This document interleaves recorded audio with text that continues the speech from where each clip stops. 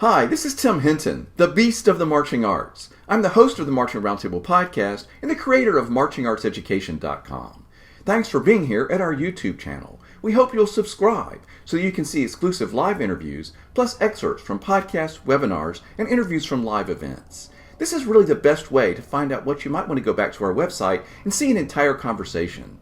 Thanks for being here. We hope you'll subscribe to our channel. The Forney High School Band from Forney, Texas has two disabled students as part of their marching band show. One, Micah, is in a wheelchair, and another, Tomoki, is legally blind and is a flute soloist. It's a very interesting and inspiring story. Let's meet Cody Newman, their band director, as he introduces the two students. Yes, I have Micah Diffee right here, and I have Tomoki Miyazaki right here next to me. I'll start with Micah.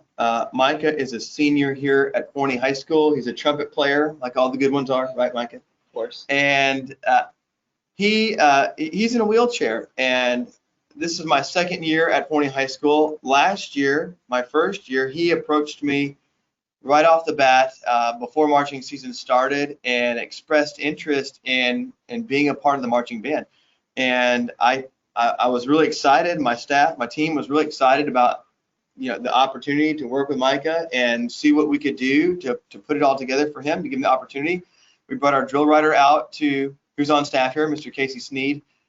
We met him out at the stadium one morning, and we kind of timed how fast he could move from yard line to yard line, at what tempos, and we pretty quickly realized that Micah is super strong and he can move really fast in his chair. And so it became pretty obvious right off the bat that there weren't going to be very many limitations for what he could do as far as our drill on the field. And so we put him in last year, and it was a smashing success and had a great season. And so we're continuing that this season, and it was, I would say, we're even offering more challenge to Micah this year and more velocity and more demand on him as a performer. And he's just really shining and standing, outstanding in his visual and musical performance.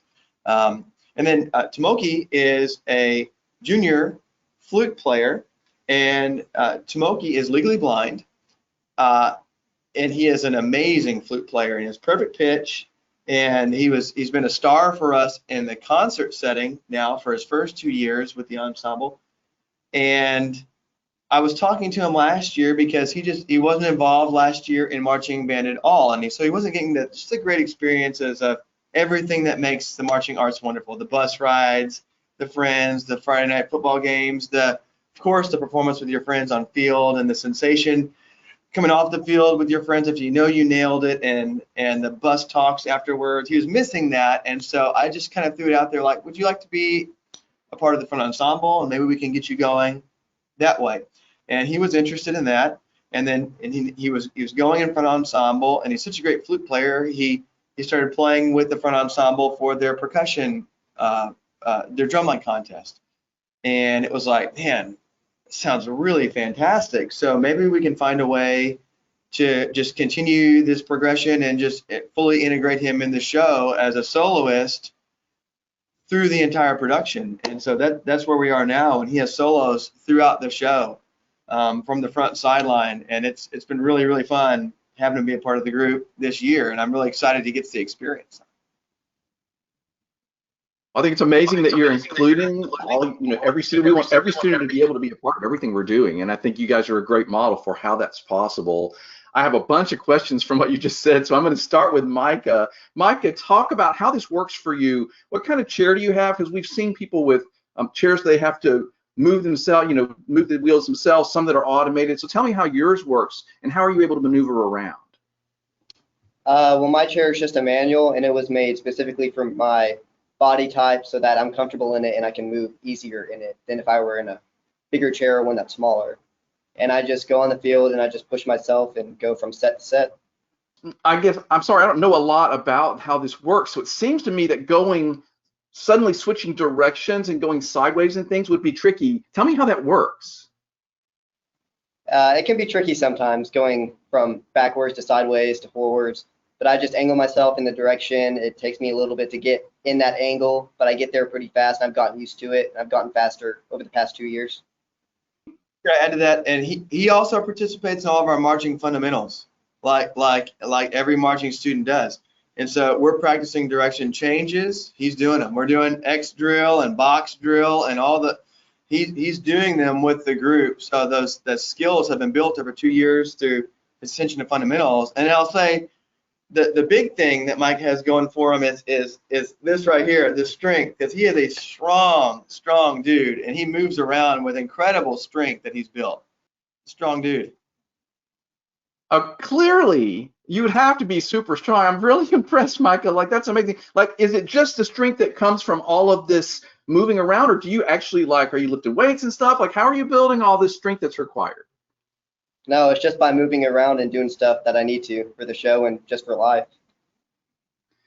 That is really very cool. So I want to ask you, how does this work with your trumpet? Because do you need both hands? So, like, how do you do that part?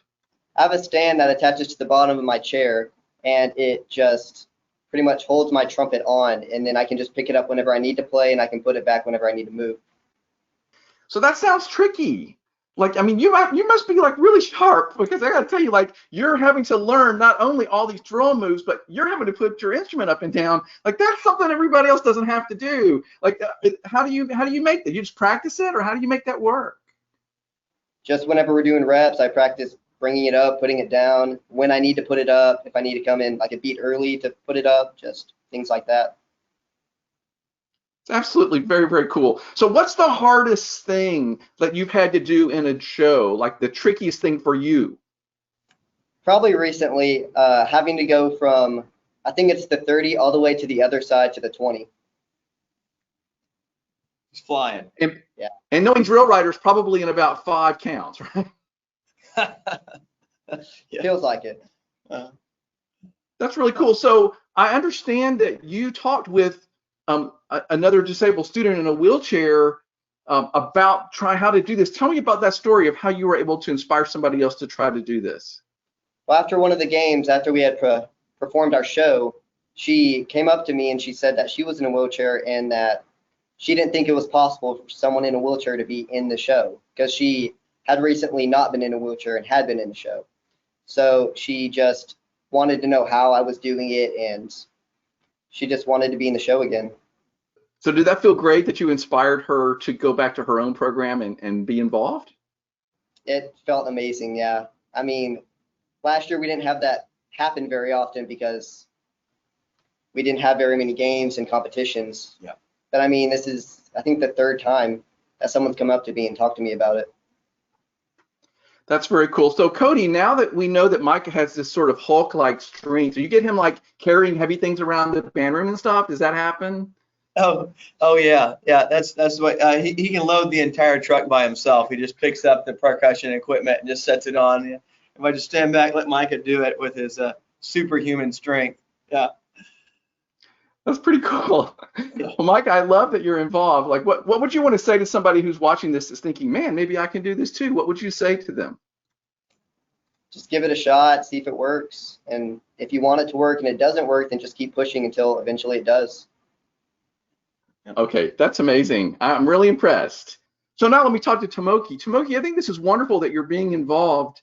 Tell me about your experience of the first time you decided to try to do this as a flute player. So the first time my first impressions were attending percussion camps with the front ensemble and doing all these percussion exercises with everyone. And my first thing that I thought is, man, it's hot.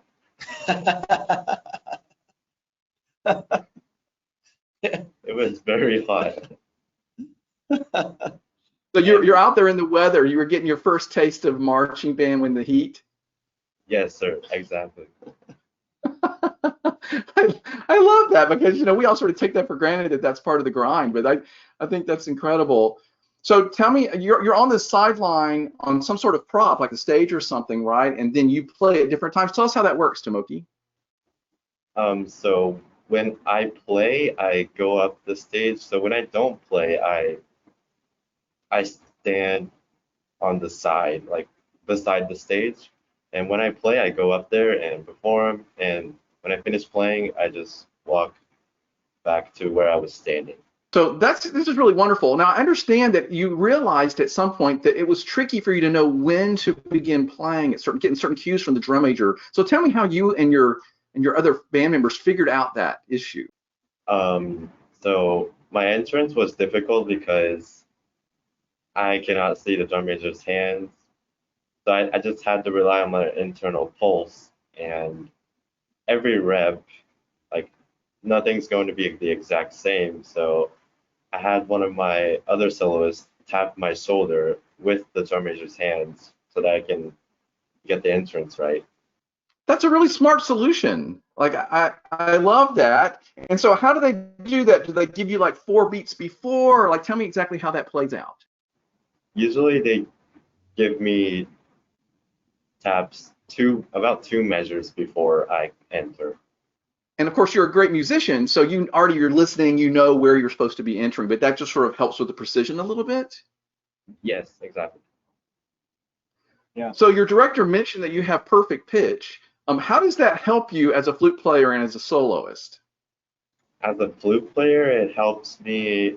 So first of all, it helps me with tuning. I can quickly realize when I'm out of tune.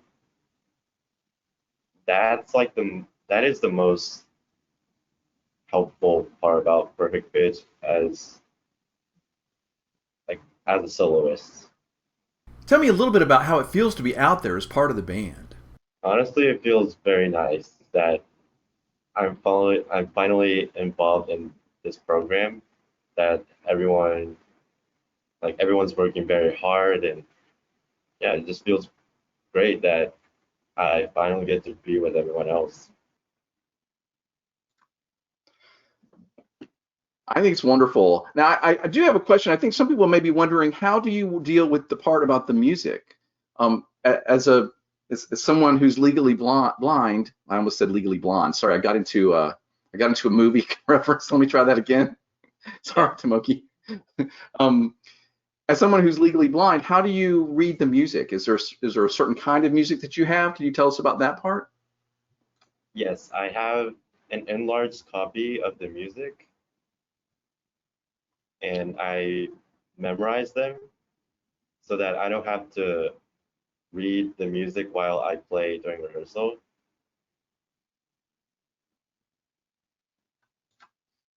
Okay, simple enough. That's awesome. So Cody, I think it's wonderful that you're including these students. Not everybody has taken the time or figured out how to include every single student that wants to be involved. So tell us about why you and your staff decided to do this. We just, as a staff, we value every student. I mean, you get to know these students like Micah and Tomoki and all their friends, and the great value that we have in marching arts education and in music education in general. I think it's so valuable that there's no student that we can leave behind on it, honestly. We all know as music educators the many benefits that for your brain, for your, what it does to state testing scores, to AP scores, to what it does to their classes, socially, what it does for the students to connect them to a lifelong friend group, punctuality, responsibility, discipline, dignity. I mean, all these amazing traits that are a part of music education and exemplified in this crazy thing we call marching band.